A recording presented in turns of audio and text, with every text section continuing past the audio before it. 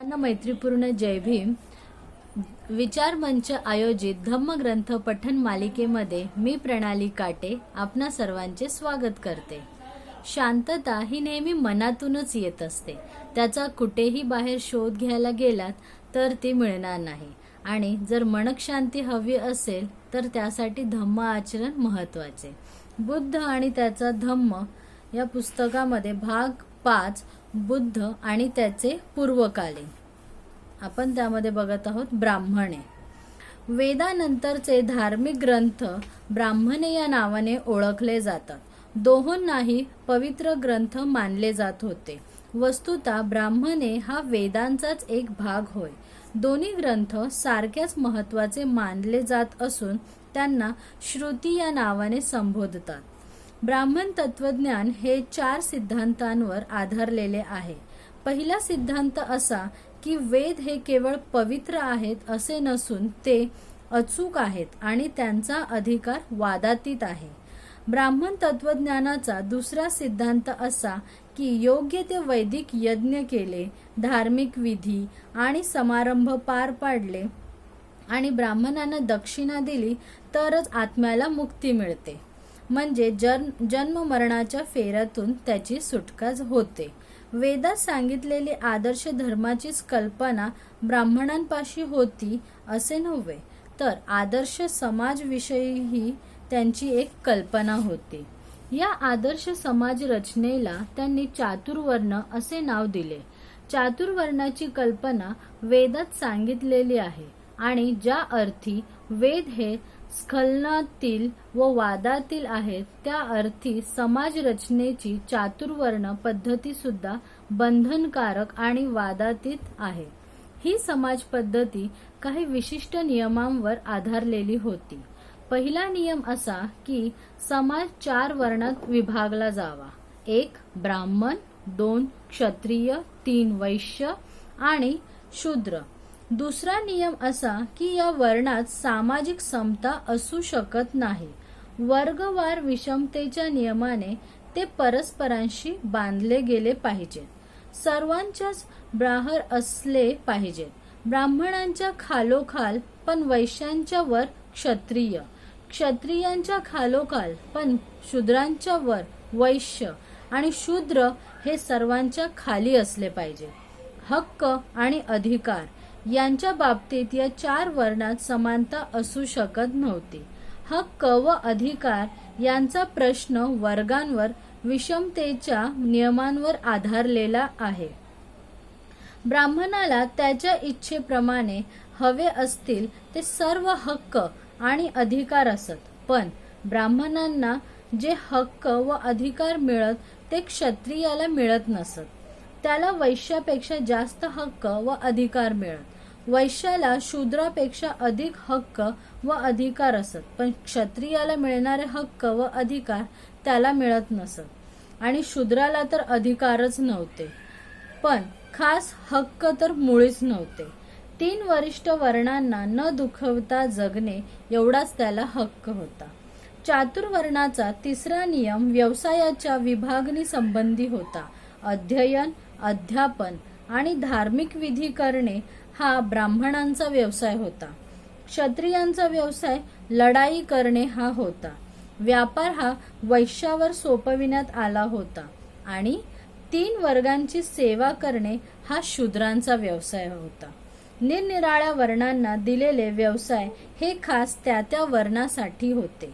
एका वर्णाच्या व्यवसायात दुसऱ्याला शिरता येत नसे. चातुर्वर्णाचा चौथा नियम शिक्षणाच्या हक्कासंबंधी होता. चातुर्वर्ण पद्धतीने शिक्षणाचा हक्क ब्राह्मण, क्षत्रिय व वैश्य या पहिल्या 3 वर्णांनाच दिला होता. शूद्रांना शिक्षणाचा हक्क नाकारण्यात आला. चातुर्वर्णाच्या नियमाने शिक्षणाचा हक्क केवळ शूद्रांनाच नाकारण्यात आला नव्हता, तर ब्राह्मण, क्षत्रिय आणि वैश्य या वर्णातील स्त्रियांना देखील तो नाकारण्यात आला. आणखी एक 5वा नियम होता. या नियमानुसार माणसाचे आयुष्य 4 आश्रमांत किंवा टप्प्यात विभागलेले गेले होते. पहिल्या आश्रमाला ब्रह्मचर्य म्हणत, दुसऱ्याचे नाव गृहस्थाश्रम असे होते, तिसऱ्याला वानप्रस्थ आणि चौथ्याला संन्यास अशी नावे होती. पहिल्या आश्रमाचे उद्दिष्ट अध्ययन व शिक्षण हे होते. दुसऱ्याचे उद्दिष्ट वैवाहिक जीवन जगणे हे होते. तिसऱ्याचे उद्दिष्ट वैराग्य जीवनाची म्हणजे गृहत्याग न करता कौटुंबिक बंध तोडून टाकणाऱ्या जीवनाची ओळख करून देणे हे होते. चौथ्या आश्रमाचे उद्दिष्ट माणसाला ईश्वराचा शोध घेण्यास व त्याच्यात विलीन होण्यास समर्थ करणे हे होते. या आश्रमाचे फायदे फक्त 3 वरिष्ठ वर्णाच्या पुरुषांनाच घेता येत असत. पहिला आश्रम शूद्र व स्त्रिया यांच्यासाठी नव्हता. त्याचप्रमाणे चौथाही आश्रम शूद्र व स्त्रियांना वर्ज्य होता. चातुर्वर्ण नावाची अशी होती दिव्य आदर्श समाज रचना. तिला चातुर्वर्ण असे नाव देण्यात आले होते. ब्राह्मणांनी नियमाला आदर्शाचे स्वरूप दिले आणि कुठल्याही पळवाटा किंवा उणिवा न ठेवता तो आदर्श प्रत्यक्षात उतरविला. ब्राह्मण तत्वज्ञानातील चौथा सिद्धांत कर्मवाद होय. आत्म्याच्या जन्म मरणाच्या फेऱ्याच्या सिद्धांताचा तो एक भाग होता.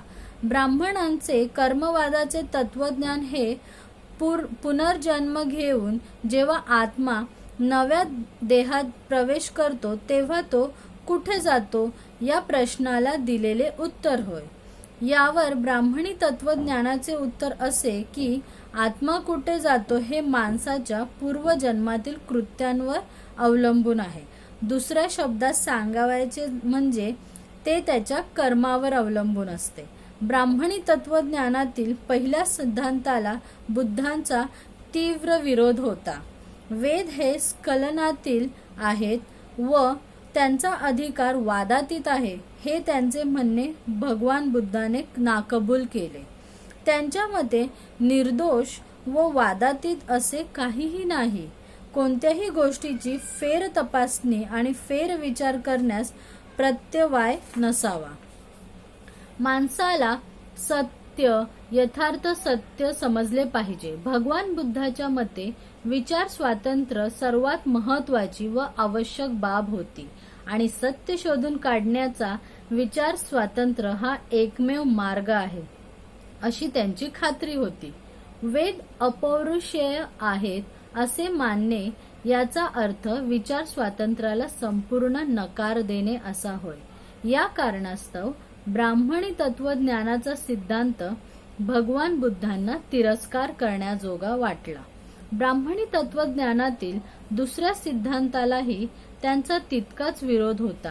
यज्ञामध्ये काही तथ्य असल्याचे त्यांना मान्य होते, परंतु खरा यज्ञ आणि खोटा यज्ञ यात त्यांनी भेद केला. दुसऱ्यांच्या हितासाठी स्वहिताचा त्याग करणे हा खरा यज्ञ होय असे त्यांनी मानले. वैयक्तिक स्वार्थासाठी देवाला प्रसन्न करण्यासाठी एखाद्या पशुचा बळी देणे हा त्यांच्या मते खोटा यज्ञ होय. ब्राह्मणांचे यज्ञ हे बहुधा देवाला संतुष्ट करण्यासाठी पशूंचे बळी देऊन केलेले यज्ञ असत. अशा यज्ञाचा खोटे यज्ञ म्हणून त्यांनी धिक्कार केला. आत्म्यांच्या मुक्तीसाठी जरी असे यज्ञ केले गेले तरीही त्यांना ते मान्य नव्हते. यज्ञविरोधी असलेले लोक ब्राह्मणांचा उपहास करून म्हणत, पशुचा बळी देऊन जर एखाद्याला स्वर्गप्राप्ती होत असेल तर मग त्याने स्वतःच्या बापाचाच बळी का देऊ नये? स्वर्गात जाण्याचा तो अधिक जलद मार्ग ठरेल. भगवान बुद्ध या विचारांशी अंतःकरणपूर्वक सहमत होते. यज्ञाचा सिद्धांत भगवान बुद्धांना जितका तिरस्करणीय वाटत होता तितका चातुर्वर्णाचाही सिद्धांत त्यांना नापसंत होता. चातुर्वर्णाच्या नावाने ब्राह्मणी धर्माने केलेली समाजरचना त्यांना नैसर्गिक समाजरचना वाटली नाही. तिच्यातील वर्गरचना सक्तीची आणि जुलमी होती. विशिष्ट वर्गाच्या मतलबानुसार तयार केलेली अशी ती समाजरचना होती. मोकळा आणि स्वतंत्र समाज त्यांना पसंत होता. ब्राह्मणांची चातुर्वर्ण पद्धती ही कधीही न बदलणारी कायम स्वरूपाची अशी समाज रचना होती.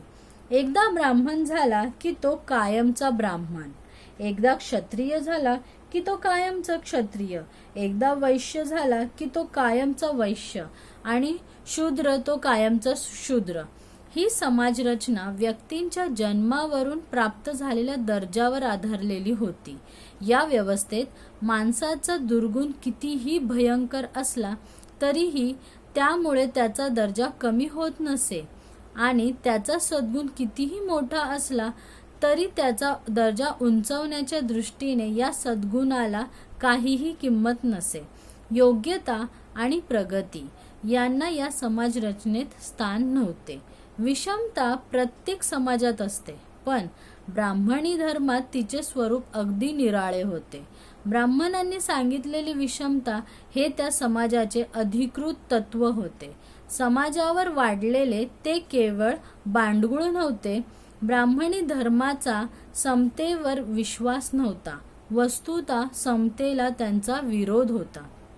ब्राह्मणी धर्माचे केवळ विषमतेने समाधान झाले नाही, वर्गवार विषमता हे त्याचे सार होते. समाजात सुसंवाद निर्माण करण्याचे तर दूरच राहो, पण वर्गवार विषमतेने समाजात चढत्या प्रमाणात द्वेष आणि उतरत्या प्रमाणात तिरस्कार निर्माण केला असून ती अखंड कलहाचे कारण होईल असे बुद्धाला वाटले. 4 वर्णाचे व्यवसाय देखील निश्चित केले गेले होते.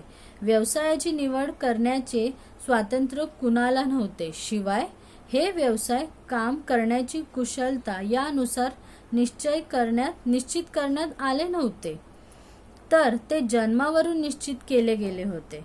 चातुर्वर्णाच्या नियमांचे काळजीपूर्वक निरीक्षण केल्यावर भगवान बुद्ध अशा निष्कर्षाला येऊन पोहोचले की ब्राह्मणी धर्माने ज्या तात्विक पायावर समाज रचना उभारली तो पाया जरी स्वार्थी नसला तरी तो चुकीचा खास होता.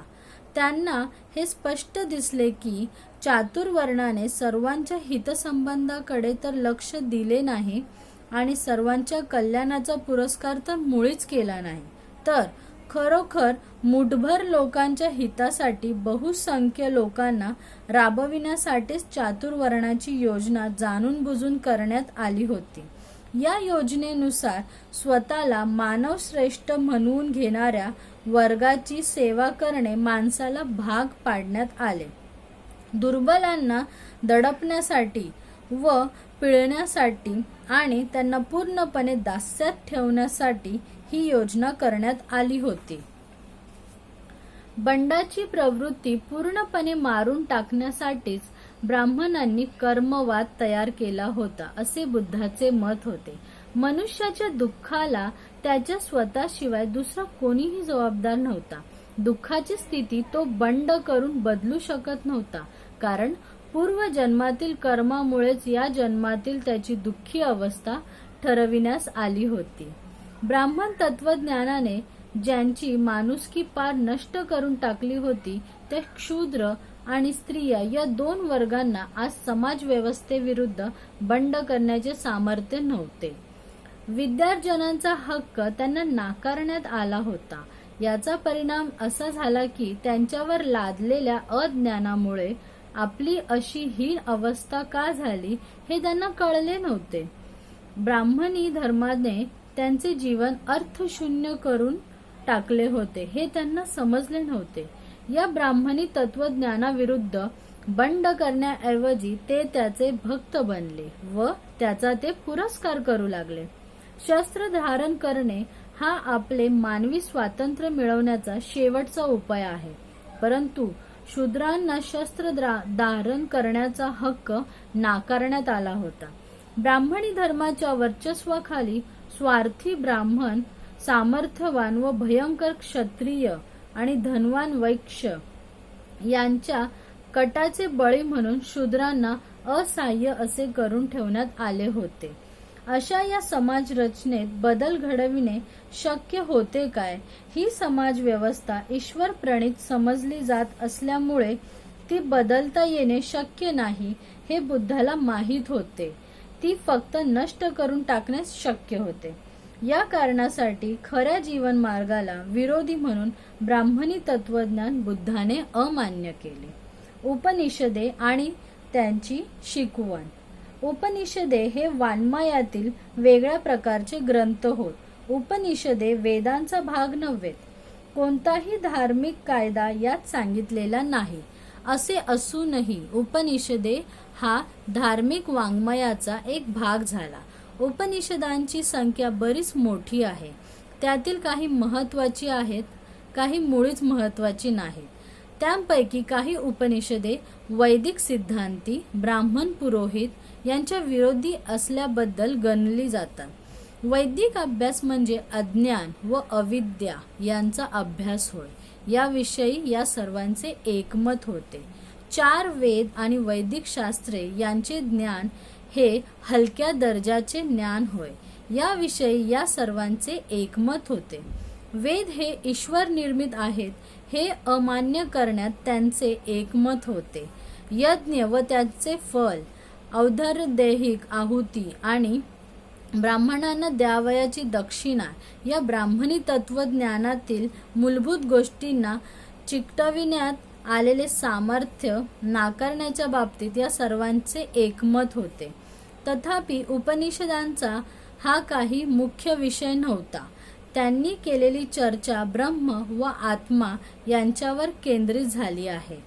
विश्वाला बंधनात ठेवणारे ब्रह्म हे सर्वव्यापी तत्व असून आत्म्याने परमात्म्याचे ज्ञान करून घेण्यातच आत्म्याची मुक्ती आहे. उपनिषदांचा मुख्य सिद्धांत असा की ब्रह्म हे सत्य आहे आणि आत्मा म्हणजेच ब्रह्म होय.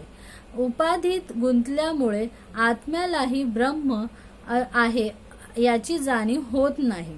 प्रश्न असा होतो की ब्रह्म हे सत्य आहे काय?